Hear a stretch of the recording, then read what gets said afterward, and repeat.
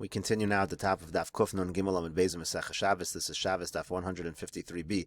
The Gemara had asked, what if a person is carrying something right before Shabbos? He's on the road, and the only people around him are a cheresh and a katan. Who is it preferred to give it to? Is it better to give it to the cheresh or the katan? So the Gemara says, according to Rabbi Eliezer, it's not a question at all, because Rabbi Eliezer says that if a cheresh takes off truma, lo seitze lechulin. Rashi says, v'havet truma lesser lazarim. It's considered truma.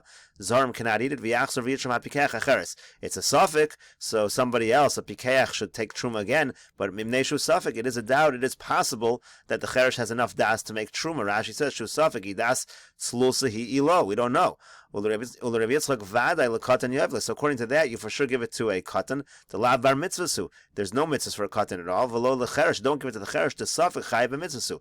It turns out that it's a suffix for a cheresh, whether or not it's chayiv and mitzvah. So that's going to be true. That's for sure true according to Rabbi Eliezer. Rashi says Rabbi Yitzchak because it was Rabbi Yitzchak quoting Rabbi Eliezer over there. Kiti boy lach aliva d'Rabbanan. But the Gemara says it's really a question according to the Rabbanan, meaning who takes precedence, a cheresh or a katan. Ditnan, because we learned in the Mishnah, chamisha lo yisromu. There are 5 people who should not take off truma. V'im tarmu ein trumas on truma. And if they do take off truma, the truma is not good. Elu hein, they are as follows: cheresh, shota, v'katan. All of those people do not have das.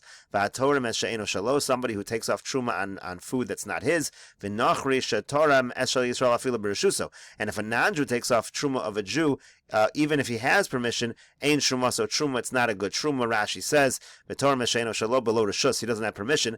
T'chsiv tvu azaracha v'cheresh shota v'katan. T'chsiv asher yidvenu libo sheyesh lo leiv lehisnadev b'ashas Yerushalmi. So we understand cheresh shota v'katan don't have das. If it's not his, it has to be his. He has to, or you at least have to have permission. And then when it comes to a non-Jew, afilu b'reshus, even if the non-Jew has permission to take off truma, it's not going to be good. The shlichus mehechus rabbi michein terim ugam atem. Where do we even know the concept of being a shliach from? It's from the words gam atem, gam l'rabo shluchachem uma atem b'nei bris, af shluchachem b'nei bris. We learn from the word atem that the shliach has to be like you, has to be Jewish, so or has to be b'nei bris. So therefore, if it's going to be a non-Jew, there's no shlichus for a non-Jew. The non-Jew cannot take off truma. In any case, that leaves us with a question, because according to this Mishnah, according to the Rabbanan, cheresh and a katan are equal when it comes to truma. We have no reason or no way of knowing who it's preferred to give it to. So the Gemara says, what's the halacha? L'cheresh yoiv le de katan asi lechlal das. We could say you should give the item to the cheresh because a katan one day will be a bardas, therefore it's worse to give it to the katan.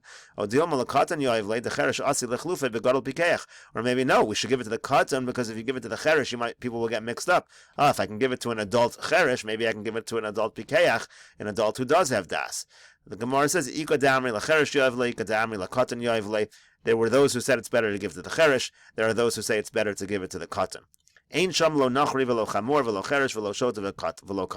Now what happens? A person's on the road, he has his wallet, Shabbos comes and there's nobody there to give it to. There's no non-Jew, there's no donkey, there's no cheresh, there's no shota, no katan. What do you do? What's the halacha? Amar Rabbi Yitzchak says, Od acheres haisa, there was one other solution, but the Chachamim did not want to reveal this solution. My Od acheres haisa, what was this other solution? Molicho pachos midalad amos. You can carry it less than dalad amos at a time. In other words, you carry it 3.9 amos, you put it down. Carry it another 3.9 amos, you put it down. The idea is you've never carried 4 amos in Yerushalayim, you've never carried 4 amos in Rosh Hashanah, and therefore you haven't transgressed an Isser Doraisa.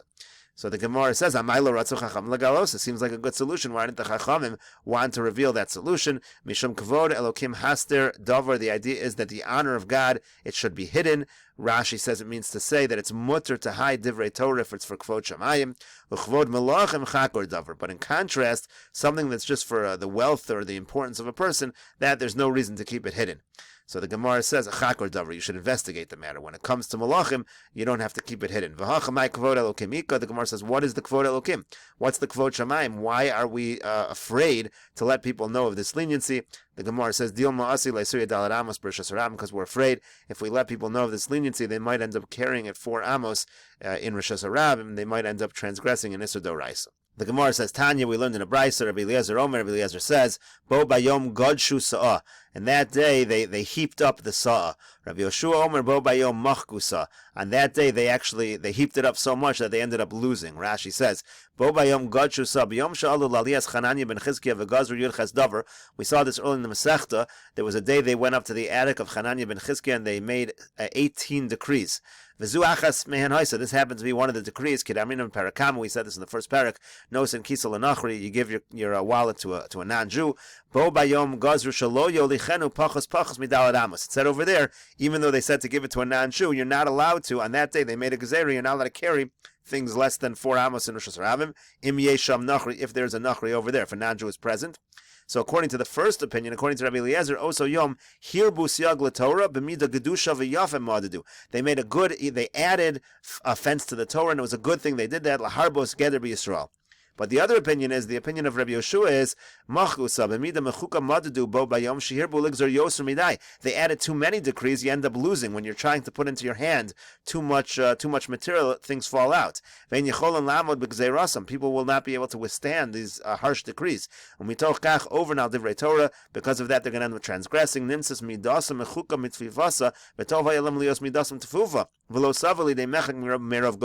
Better you would have had an amount. Again, this is all a metaphor, but better you would have put into your hand an exact amount and not tried to go over. By going over, by having extra, you're going to end up losing out. And the Gemara gives a mashal.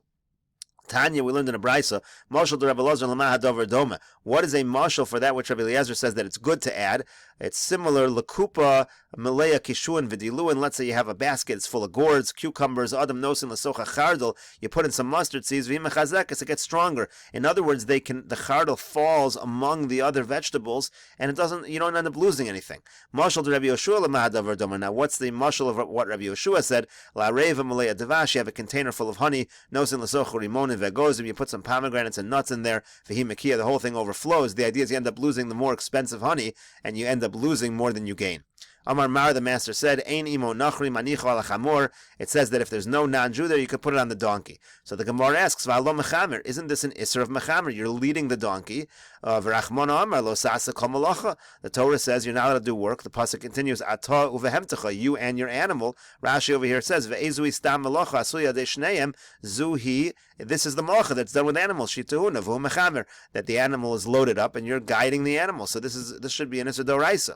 So the Gemara says, Amar Rav Barav explains, Manicho aleha kashim halechas. You don't put it on the animal when the animal is still, because then you're going to have an akira and a hanocha. When the animal starts walking, it's an akira, he's uprooting and carrying the item. And when the animal stops, it's a hanocha, he's putting down the item.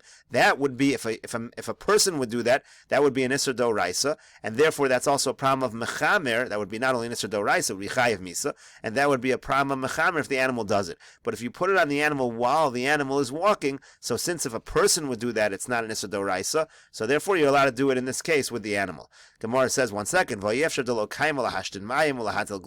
animal going to stop at one point in order to go to the bathroom? And you will be doing an akira v'hanacha because the animal is going to stop. Then when the animal starts walking again, that's going to be an akira, and when it stops again, it's going to be hanacha. So the Gemara says, Keshima alechas menicho aleh. No, while the animal is walking, you keep the item on there, Keshio metis, but when the animal stops, not lohem, and you have to take it off, then wait for the animal to start walking again, and then put it on while the animal is walking. The Gemara says, if that's allowed, why can't you do that with his friend? If he's walking with a Jewish friend, while the person is walking, you give it to him, and then when he stops, you take it off. When he starts walking again, you give it back. Gemara answers, Amar Papa says, if he would have done it that way, in a situation where if he would have done it that way, it's chayev achatos bechaveiro pater avalaser. So if he tries to do it with his friend, it's at least going to be aser midrabanan. However, kol shechaveiro pater avalaser, but that which he's doing with his friend, which is forbidden midrabanan, bechamoro muter lechatchila. We allow it by the chamor lechatchila. Rashi here explains. It's a wallet situation. We want to be lenient. Why not do that with the person's friend? Kamar explains, if he would do the whole malacha, could go in Maver Dalar Amos B'Rishas Harabim. Example, he's carrying something 4 Amos in Rishas Harabim. Afilu Akram in Aretz Derech Alichaso Chayiv. Even if he picks it up from the ground while walking, it's a problem. Because the item is at rest, he's picking it up. The idea of standing is only if it was already loaded. Or let's say your friend puts it on you, then you need to stand still for a moment to do an akira. So now when his friend does it together, It's two people doing the malacha together. The Asr Midrabanan, that's going to be an Isser Midrabanan v'lo Sharyu Agave Kiss. It's not going to be allowed by while. In other words, the way Rashi is explaining the Gemara is, if you would do this malacha fully, you pick something up off the ground, even if you pick it up while you're walking, it's going to be an Isser Doraisa. So now you pick it up off the ground, give it to your friend, that's Shnayim Sha'asa'uha. It's not an Isser Doraisa because you're doing it together with somebody else, but it's at least Asr Midrabanan, so that's not going to be a solution. But then you could do that with an animal, that's going to be Mutter L'Chatzchila. Amar Ravada Barav says, let's say there's a situation, a person has a burden, it's on his shoulder, what should he do with this item? And it's already before, Rashi says, before Shabbos, it's already been there Friday, and suddenly Shabbos comes, so what should you do in such a situation? So the Gemara says, he needs to run with it till he gets to his house. Why run? He has to run, he shouldn't go slow. My time, what's the reason? Because if he goes slow, he's not going to keep in mind that he's doing this. He's going to end up stopping and then starting again. He's going to end up doing an Isser Doraisa involving uprooting the thing, walking 4 amos, and coming to rest. That's going to be an Isser Doraisa. Gemara says so, but still, when he gets to his house, so he's going to have to stop a little in order to get into his house. He's going to stop, and then he's going to do an akira and take it into the house. That's going to be a hanacha. That's going to be an Isser Doraisa of carrying something from Rosh Hashanah to Rosh Hashanah.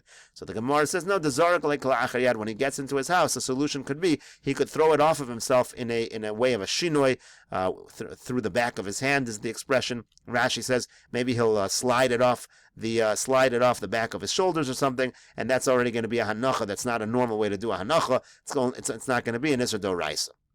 Gemara says, Amar Rami Bar Chama says, Hamachamer achar behemto b'Shabbos. Let's say somebody guides his animal, the animal is loaded up. He does mechamer on Shabbos. He does what the Torah says not to do. So how strict is it? So according to Rami Bar Chama, b'shogeg chayev chatos, b'mezet chayev skila. Very strict. It's just like doing any other malach on Shabbos, and like any of the lamed tes malachas. If he does it by mistake, he has to bring a carbon chatos. If he does it on purpose, he's even chayev skila. He gets the death penalty. My time, what's the reason? Amar Rava says, because the pasuk says, Lo sa'asa kol malacha tov v'hemtecha. It says, don't do malacha, you're your animal. V'hemto dumya didei. We're comparing the animal to him. Mahu b'shogeg chayev chatos b'mezet chayev skila. Just like if he does a malacha on Shabbos, those are the rules. You do it by mistake, you bring a carbon chatos. You do it on purpose, you're chayev skila. V'hemto nami b'shogeg chayev chatos b'mezet chayev skila. Same thing is true with his animal. If he does it by mistake, he's chayev chatos.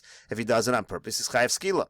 So Amar Rava says back to Rami Bar Chama, this Rava over here, even though it says Rava, they change it to Rabba, otherwise it doesn't make sense because Rabba is supporting Rami Bar Chama, and now Rava is going to question it. Amar Rava says back, Shteit Shuvas Bedavar. I have two responses to this, that you're being so strict, it seems like it's too strict. Chada number 1, because the pasuk says, Torah achas yolachem la'osa b'shkaga v'anefesh ashatasa b'yad Rama. This pasuk is learning out all carbon chatos from the Isra Avodah Zara. We compare it to Avodah Zara. By Avodah Zara, if you do Avodah Zara, you worship idols by mistake. You bring a carbon, and we compare the carbon chatas to all other carbon chatas. So what's the idea? Huksha kol Torah kula Avodah Zara. The entire Torah. That's why it says Torah achas. We compare the whole Torah to Avodah Zara when it comes to carbon chatas. Ma Avodah Zara da'avid ma'isa begufe. Just like by Avodah Zara, you're doing something with your body. He's doing something with his body. Hachanami adavid ma'isa begufe. So it's over here. You shouldn't bring a carbon if you're just doing with your voice. Rashi says when you're leading your animal, you're just calling out to the animal. That should not be chayav a carbon. It has to be that you do a ma'isa with your body. V'yod, and the second question Rava has is, Tanan, it says in the Mishnah, Mechalas HaShabbos b'dover shachayavan al shigagoso chatos v'al dono skila. It says you're Mechal Shabbos in a matter which you're chayiv on, if you do it by mistake, you're chayiv chatos, and if you do it on purpose, you're chayiv skila. In other words, the Mishnah is talking about things which if you do them by mistake, it's a chatos. If you do them on purpose, there's skila. And so he says, Michlal, this Mishnah implies the ikamidi, that there is something, the ein chayavan al shigagoso chatos v'lo dono skila.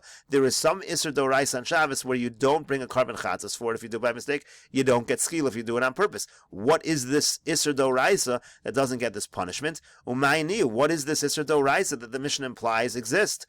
because it's saying if one is mechal Shabbos in something where you're chayiv a carbon chatos if you do it b'shogeg and you're chayiv skila if you do it on purpose, as if there are other things that are not like that. Lav de mechamer, doesn't the Mishnah mean to say that mechamer is an example of something which is usher to do on Shabbos midoraisa, but it doesn't get these punishments?